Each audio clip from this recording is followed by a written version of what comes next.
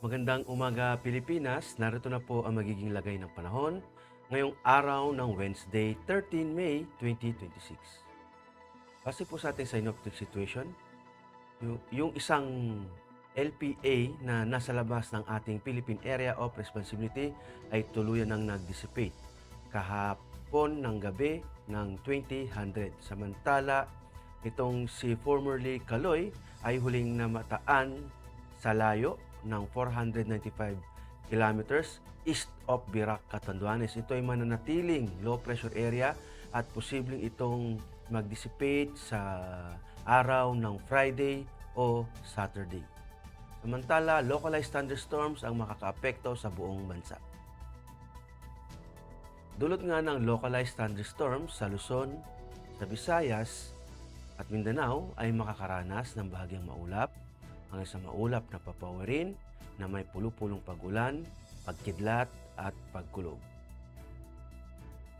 At para naman sa flight level wind chart, makikita natin sa 925 hectopascal ang variable winds na ang lakas ng hangin ay magsisimula sa 18 kilometers per hour.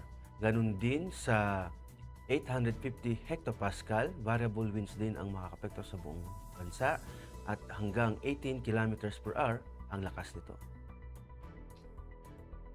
At pagdating naman sa 700 hectopascal, makikita natin na yung hangin ay nagmumula sa kanluran at makikita rin natin na ang lakas ng hangin ay aabot ng 18 kilometers per hour at pagdating naman sa dulong bahagi ng Luzon ay aabot siya ng 36 to 54 kilometers per hour.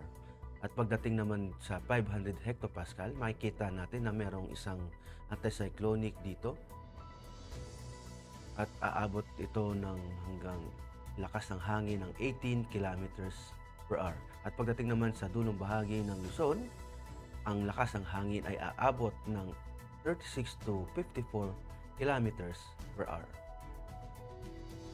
At para naman sa impact to flight operations, dulot nga ng localized thunderstorms sa Metro Manila at sa nabing bahagi ng bansa, ang main hazard nito ay yung afternoon convective development producing gas fronts and heavy rain.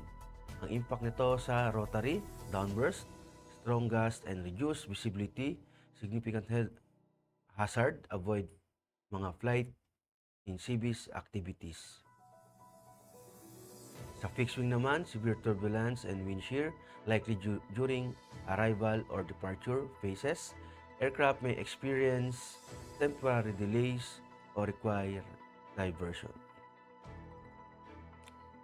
At para naman sa astronomical information, ang araw ay sisikat ng 05:29 at lulubog din naman ng 18:60.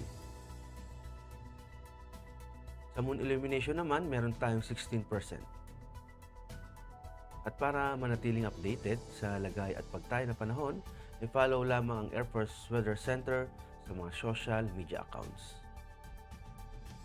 Ang ngalan ng aming commanding officer na si Colonel Alvin John Cugador, PAP JSC, ako po si Technical Sergeant Brian Benedict Bersilia, Weather Broadcaster ng Air Force Weather Center. Maraming salamat po.